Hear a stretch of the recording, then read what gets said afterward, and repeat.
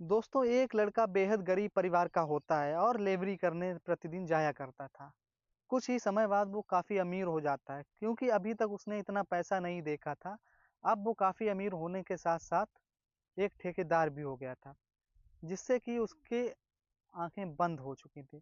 अब पैसे की चकाचौंध ने विनोद कुमार की आँखें बंद कर दी थी।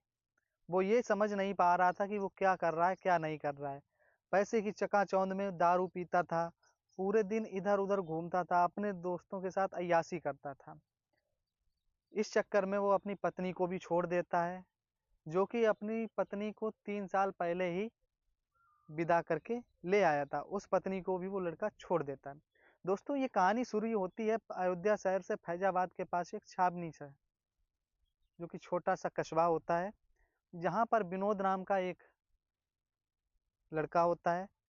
विद्युत विभाग में लेबरी का काम किया करता था। लेकिन एक दिन किसी का हाथ उसके सर आ जाने से उसको ठेका मिल जाता है। बिजली विभाग का ठेका मिल जाने पर वो लेबर लेके तार खींचने का कार्य और खंभे गड़वाने के कार्य करने लगता है, जिसमें वो अच्छा खासा पैसा कमाता है।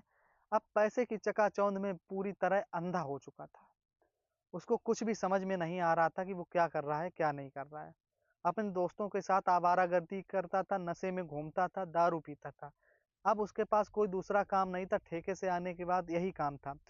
ये सब प्रक्रिया देख के उसके घरवाले बहुत ज़्यादा परेशान हो जाते हैं, जो कि उसकी सफलता पर पहले बहुत ज़्यादा खुश थे। इतना सारा पैसा उसके पास देखकर वो पूरी तरह से बिगड़ जाता है। अब घरवाले भी बहुत ज़्यादा चिंतित थे, लेकिन उसके घरवालों को उसकी चिंता होती है, लेकिन विनोद पांडे कुछ भी नहीं समझता है और ना ही अपनी पत्नी के साथ टाइम बिताता। शाम को आता, चुपचाप अपने रूम में चला जाता, नशे में लेट जाता। अब उसकी पत्नी बहुत ज़्यादा परेशान हो जाती है, क्योंकि उसको पत्नी का उसको हक नहीं मिल रहा था, उसे प्यार भी नहीं करता था, क्योंकि पता नहीं विनोद कहीं फ़ोन पर लगा रहता था। अब उसकी पत्नी बहुत ज़्यादा चिंतित हो जाती है और तनु कहती है कि आप ये क्या कर रहे हैं? तनु उनको समझाती है, लेकिन वो नहीं समझता। काफ़ी समझाने के बाद तनु पर गुस्सा करने लगता है और तनु को मारने-पीटने लगता है। और तनु से कहता है, तेरा कोई अधिकार नहीं है मेरे ऊपर, मैं जैसे चाहूँगा वैसे जीऊँगा, मैं अपनी ज़िंदगी अपने हिसाब से जीऊँगा। इतना सब कुछ काफ़ी दिन तक चलता रहा, तनु समझाती रही, लेकिन अब विनोद पांडे तनु पर प्रतिदिन हाथ उठाने लगता है। जब हाथ उठाने लगता है तो ये प्रक्रिया वो अपने मायके जाने का फैसला करती है। अब तनु मायके जाने का फैसला करती है, लेकिन एक बार फिर वो कहती है कि मैं एक बार और कोशिश कर लेती हूँ, शायद मेरे पति सुधर जाएँ। विनोद पांडे के पास जाती है और समझाती है कि मैं सारा घर-बार छोड़ के आपके लिए आपके पास आई हूँ और आप मेरे साथ ये व्यवहार कर रहे हैं। तभी विनोद पांडे उसे तुरंत मारता है और धक्के मारकर घर से निकाल देता है। अब तनु अपने मायके चली जाती है, जो कि अयोध्या शहर से लगभग 10 किलोमीटर दूर पर उसका मायका था। तनु वहाँ जाती है, वहाँ जाकर कुछ टाइम बिताती है और रहने लगती है। तनु के माँ-बाप काफ़ी बूढ़े थे। तनु सोचती है कि मैं इनके ऊपर बोझ बन रही हूँ, तभी तनु सोचती है कि कुछ ना कुछ काम कर लिया जाए। अब तनु काम के चक्कर में घूमती है, तभी उसे पता चलता है कि गाँव की लेडीज़ें अयोध्या के लिए कहीं काम करने जाती हैं। तो तनु उन लेडीज़ों के पास जाती है और उन औरतों से पूछती है कि आप लोग कहाँ काम करने जाती हैं? तो औरतें उन्हें बताती हैं कि मैं अयोध्या मंदिर में पूड़ी, सब्ज़ी, हलवा बनाने के लिए जाती हूँ। जहाँ पर कोई भी श्रद्धालु आते हैं, भंडारा करवाते हैं, मैं उनका भोजन तैयार करवाती हूँ, प्रसाद तैयार करवाती हूँ। इतने बात सुनकर तनु कहती कि आप मुझे भी वहाँ ले चलेंगी, मुझे भी काम की बहुत ज़रूरत है। तो औरतें बेझिझक तनु से कहती हैं, हाँ, क्यों नहीं, तुम मेरे साथ चल सकती हो, आराम से चलो, क्योंकि वहाँ पर काम बहुत ज़्यादा रहता है, काफ़ी श्रद्धालु आते हैं और अपना भंडारा करवाते रहते हैं। कोई 4,000, 5,000, 10,000 लोगों का भंडारा होता रहता है और उनके लिए प्रसाद बनता रहता है। अगले दिन ही औरतों के साथ तनु अयोध्या मंदिर के लिए चली जाती है और उनकी मुलाकात लक्ष्मण त्यागी से करवाती है। जो लक्ष्मण त्यागी थे, इनका काम था श्रद्धालुओं के पास से पैसा लेकर उनके लिए प्रसादी तैयारी करवाना।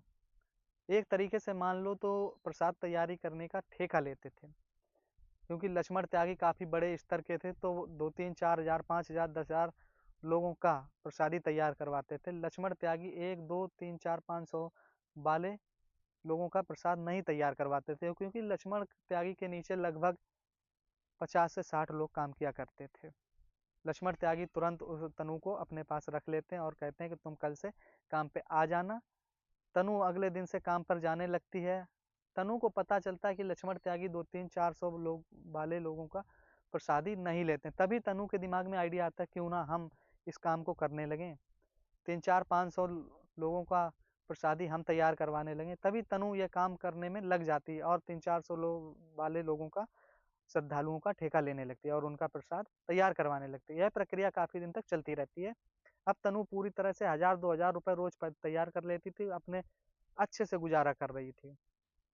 उसके नीचे लगभग 5 से 6 लेडीजें भी काम कर रही थी। अब ये प्रक्रिया अच्छी तरीके से तनु का बिजनेस चलने लगा था।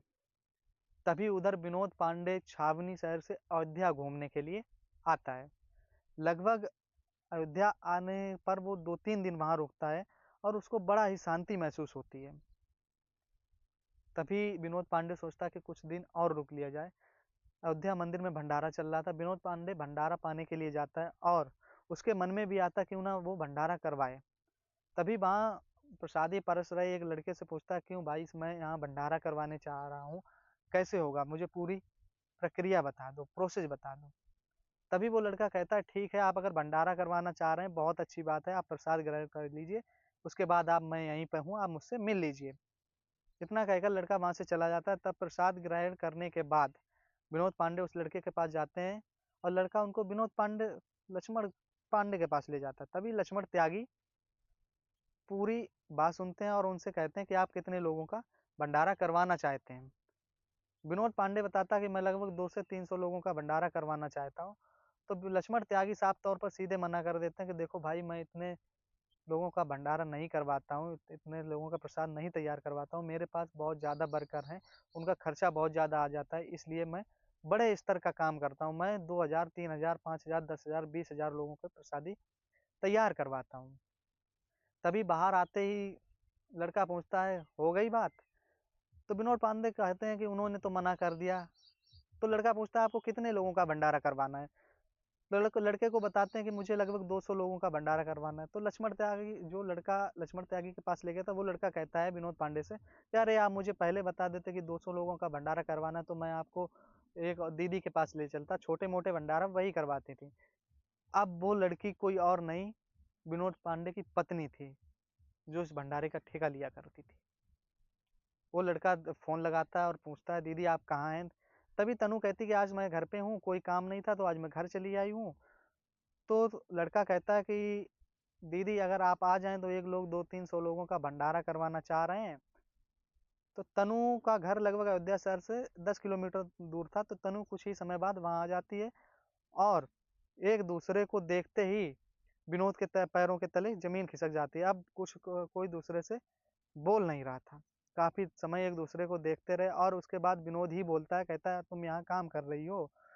तो तनु कहती, तुम्हें इससे क्या लेना देना, मैं यहाँ काम करूँ या ना करूँ, तुम तो खुश हो ना अपने जीवन में, तुम तो बड़े आदमी हो, छोटे लोगों की बात कहाँ सुनते हो। तनु उसको बहुत सारे ताना मार देती है। तो विनोद पांडे कहता है कैसी हो, फिर भी तनु उसको कोई जवाब नहीं देती और ताना मारने लगती है। यह प्रक्रिया में दोनों की बातचीत चलती रही। अब तनु पूछती है, आपको कितने लोगों का भंडारा करवाना है? विनोद पांडे कहता है, यही लगभग 200-300 लोगों का करवाना था, लेकिन अब और ज्यादा करवाऊंगा।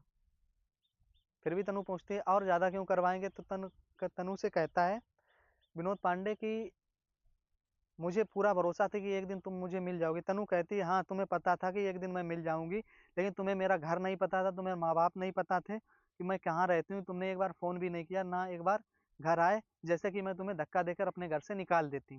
तो तुम हमेशा से घमंडी रहे हो। विनोद चुप हो जाता है ये सब बातें सुनकर। तभी वो पूछती है, कितने करवाना? तो वो कहता है, पहले मैं 200 का करवाना चाहता था, अब मैं 500 का करवा दूंगा, क्योंकि अब आप तुम मिल गई हो।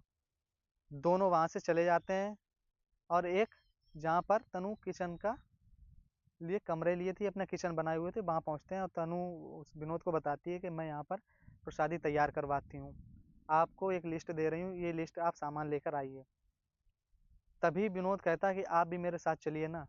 तनु मना कर देती है, अगर तुम मेरे साथ जाओगे तो वहाँ में दुकानदार मेरा चेहरा देखकर मेरी कमीशन जोड़ देगा, जो तुम्हें सामान सस्ता मिल रहा होगा वो महंगा देगा। तो विनोद कहता है पैसे की कोई बात नहीं, पर तुम मेरे साथ चलो। दोनों साथ जाते हैं, लगभग 15 से 20 हज़ार रुपए का सामान लेते हैं, सामान लेकर वापस आ जाते हैं।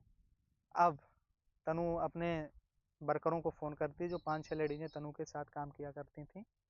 भी औरतें आ जाती हैं और प्रसादी का कार्य चालू हो जाता है। अगले दिन ही प्रसाद बनना स्टार्ट हो जाता है और 2-3 से 4 बजे तक तनु फुर्सत हो जाती है। तभी वो तनु से विनती करता, तनु अब मैं तुम्हारे साथ रहना चाहता हूँ, तुम मेरे साथ घर चलो। तनु साफ-साफ मना कर देती है, पहले तुमने बेइज़्ज़त करके मुझे घर से निकाल दिया था, तुम बड़े आदमी, हम तुम्हारे घर में क्या करेंगे? मेरी तो नौकरानी के जितनी भी इज़्ज़त नहीं है। ये सब बातें काफ़ी देर तक चलती थी। वो अब विनोद की आँखों में आँसू आ जाते हैं। विनोद की आँखों में आँसू देखकर तनु भी थोड़ी भावुक हो जाती है और दोनों के बीच काफ़ी बातचीत चलती रहती है। दोनों पति-पत्नी की तरह भंडारा करवाया था। अब तनु कहती है चलिए ये बस सब बातें बाद में करेंगे, पहले अपना काम कर लेते हैं। विनोद और तनु सरयू नदी में स्नान करने जाते हैं। दोनों पति-पत्नी के ही तरह व्यवहार करते हैं और दोनों पति-पत्नी की तरह स्नान करके आते हैं, पूजा-अर्चना करते हैं। पूजा-अर्चना करने के बाद दोनों एक-दूसरे को देखते हैं और एक-दूसरे की फीलिंग को समझते हैं। अब तनु भी मान जाती है, अपने ससुराल जाने के लिए तैयार हो जाती है, छावनी जाने के लिए तैयार हो जाती है। तभी तनु अपनी एक महिला वर्कर को फ़ोन करके बुलाती, जो कि उसके वर्कर में सबसे ज़्यादा समझदार थी और उसकी भरोसेमंद थी। उससे कहती है कि दीदी, मुझे ये घर ले जाना चाह रहे हैं, मैं अब ससुराल जाना चाहती हूँ। मैं इस काम को छोड़ रही हूँ, अगर आप इस काम को करना चाहें तो आप इस काम को कर लें। तभी महिला कहती है कि मैं इस काम को बखूबी दीदी करूँगी, जिस तरह आपने ईमानदारी से काम किया, उस तरह मैं भी ईमानदारी से काम करूँगी और सभी लोगों का प्रसाद अच्छे से तैयार करवाऊँगी। इतना कहकर तनु और विनोद वहाँ से चले जाते हैं। तनु अब अपने ससुराल पहुँच जाती है छावनी में, वहाँ उसके सास-ससुर भी बहुत खुश थे और यहाँ पर तनु के माता-पिता भी बहुत ज़्यादा खुश थे। एक-दूसरे को फीलिंग अब अच्छे तरीके से समझ रहे थे। विनोद अब तनु को बहुत ज़्यादा प्यार करता है, क्योंकि उसकी आँखें खुल चुकी थीं।